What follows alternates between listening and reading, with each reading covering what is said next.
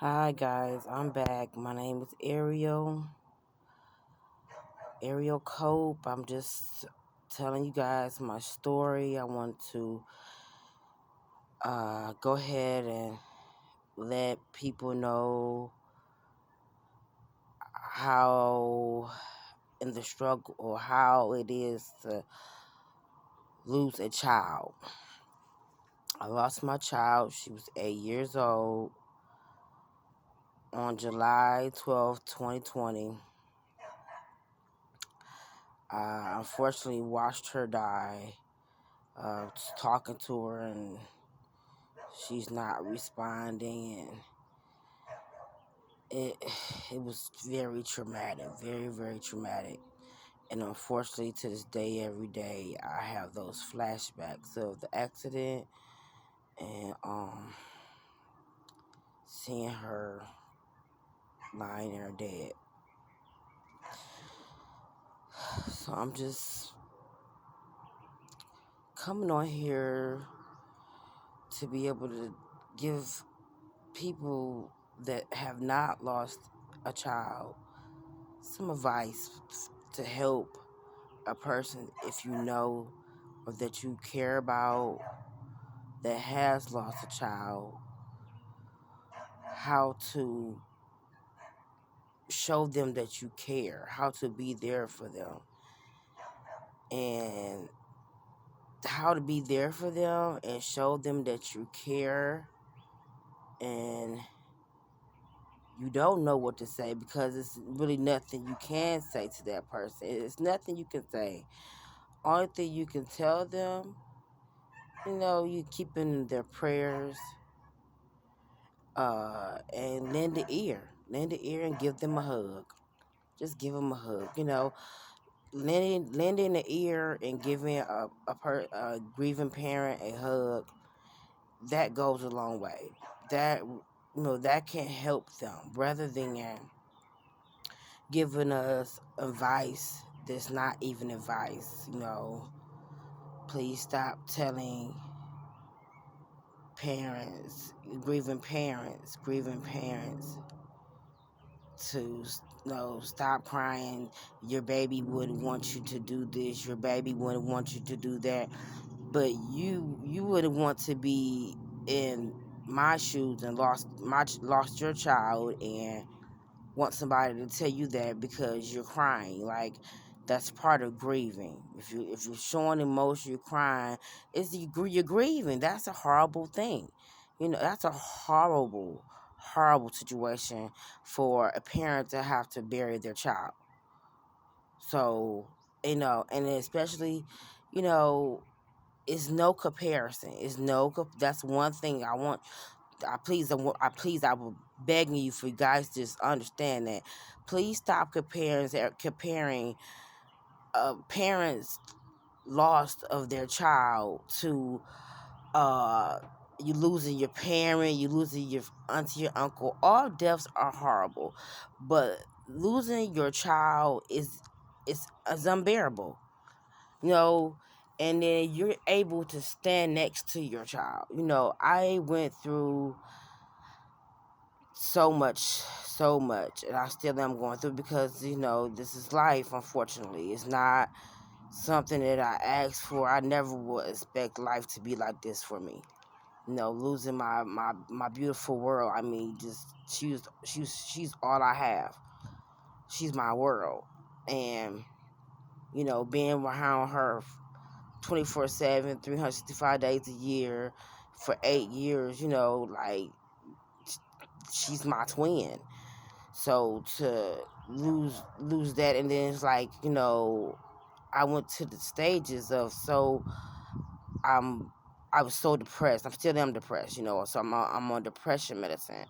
I have PTSD, mental depression disorder, and now I'm bipolar schizophrenic due to all the trauma that I have received when the drunk driver hit me and my child, and I lost my child. I have flashbacks, unfortunately, every day of her laying there dead. And it's so sad and unfortunate that it's so many people that It's like, of course, you guys are not going to understand if you have not lost your child, but please, like, be sympathetic to grieving parents because we didn't deserve this. We didn't ask for this. This is something that's like was totally out of our control. And please, and like, I was, it's just terrible how people treat you when you're in this situation. I had family and friend, turned their back on me, put me out a couple times when when it first happened. And, you know, uh, it was just terrible. Then I had people that I thought was my friend, or we were more than friends, show me that we were not friends at all. It just cut me loose and stopped talking to me, and it was like a lot of reasons because they didn't know what to say to me or react to me, and it's like only thing I'm doing is just like if I have a sad day or whatever, I'm grieving, and I have every right to grieve. That's my child, like if you have a child, and you lose your child, it ruins your whole life. Your whole life is ruined. Your whole life is ruined. It really is. And please stop telling people how long it's gonna take for them to get. Talking about. I had people, family members, friends family members tell me that you can't take it day by day. You take it minute by minute, second by second, minute by minute, day by day. When you have lost a child, can't nobody tell you how long, how to take it. Losing a child and waking up each day knowing that your child is not here. With it, you can't hug your child, you can't kiss them, and you can't do any of that. If you have not experienced that traumatic uh situation, trauma, I can't even call it situation, traumatic trauma. It's no words for what a grieving parent go through. It's it's no words. So I'm just, I just want to come on here to let you guys know, like, you don't, like, if you love someone, show them by being there for them. And how you could be there for them is just like lending the ear, what I'm saying? Reaching out, give a hug, showing them, instead of, bashing them, or making them feel worse than what they already feel like. And like, this is an awful feeling. And if you lost your child, you would not want anyone to put you through that. You would want no one to treat you that way or bash you if you lost your child. I mean, I would never want anyone to experience what I have experienced with losing a child. The people that I have talked to, my support lady her name is Nisi. She also lost her child, and her child was 23 years old. It doesn't matter the age, but she had longer time, so it just like but it still it's messed up throughout the whole thing. Losing your child is just horrible. So she's been here for me from day one, and I thank God for her. Thank God for her. I really wasn't in, and I'm still not. I'm never going to be 100%. I'm never going to be better. Only thing I can do is just take it day by day, and that's it. That's all I can do. That is it. And please do not. If you care about that, but please do not tell them that's not an option to take it day by day, because that's all we have. That's all we have. When you waking up to not seeing your child, and you seeing your child, your daughter, your son, every day, and you are truly blessed if you have grandkids. You were able to have grandkids and have the. I, I'm unfortunately not. Is not. I'm not able to have any more kids. I'm not able to have any grandkid, have to be able to see grandkids from my child. So it's I would never want anybody to go through this.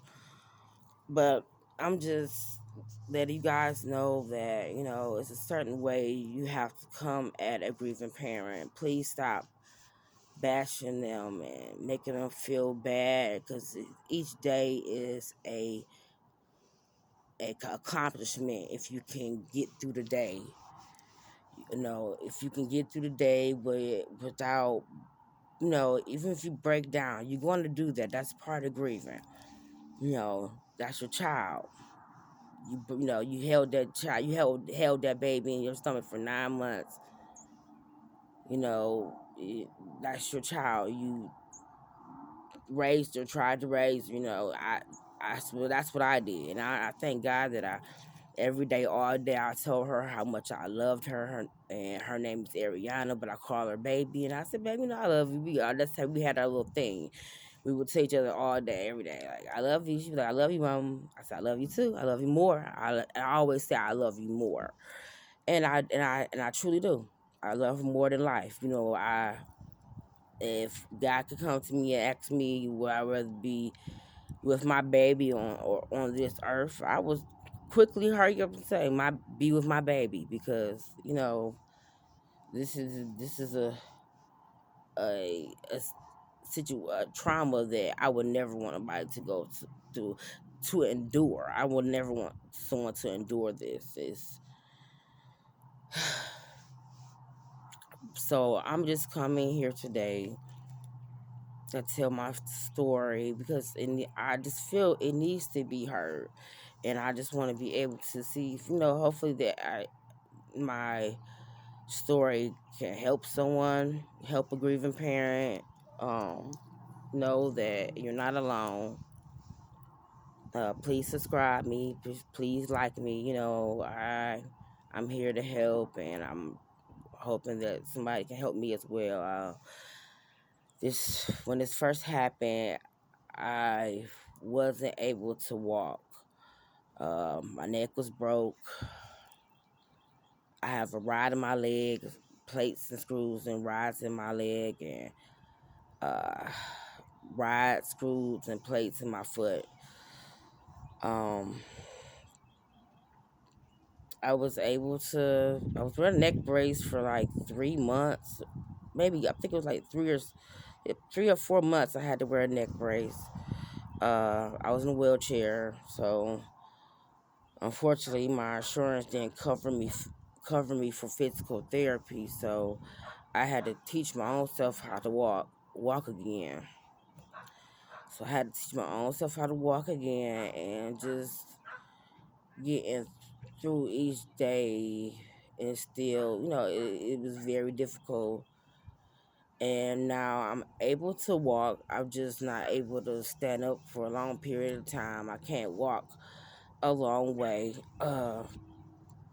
because I will, experience so much excruciating pain, because I have a rod in my leg and screws and stuff. It's not like, some people will be like, oh, just put some cream on it. Like, no, this is not some put some cream on type of situation. Like, this is not bones. This is a ride. It's not bones. So it's not like I can, then I have people tell me, no, put the heating pad on it. Oh no, this is not this type of situation, a heat pad situation. So it's just like, this is excruciating pain on a daily basis, and I'm fighting and trying to get my disability, because I'm on 12 different medications for one. Mentally, I'm not, you know, my mind is just everywhere. So they have me on every type of pill for anxiety, depression, PTSD, bipolar, schizophrenic, mental health medicine, pain medicine, pain medicine, and it's just it's a very, very, very, very, very difficult journey. But I'm able to talk about it because of my baby. She woke me up this morning and she told me, go ahead, get on there and let these people know, let these grieving parents know they're not the only one, and don't give up. I can't say it's gonna get better, but God will give us the strength to get through. That's just to be able to get to learn to accept this, and learn to live with it, unfortunately. And we have to know that they are, my baby's still here. They are still here. They are still here spiritually, but not physically. So but that is the worst part of all. The you know not able to give your daughter or son a big hug or kiss on and it's really rough. So I'm just here because I was like put out. I was homeless at one point in time. Like, if you another thing I want to say, with grieving parents, you guys, if you have something that you want to hold on to that you have from your daughter, from your son that has passed away, and you hold on to it, keep hold on to it. Like, don't let nobody tell you to get rid of that, because like that's your child, and that comforts you. Whatever comforts you, continue to do it. If whatever material, whatever that you want to keep from your child, or whatever that you do, far as that is a piece of memory from your child, and it comforts you, continue to let it comfort you. Do not let anybody make you feel bad for doing that. I sleep with my child. I sleep with her comforters. I sleep with her pillow. And when I say I sleep with my child, I had her cremated.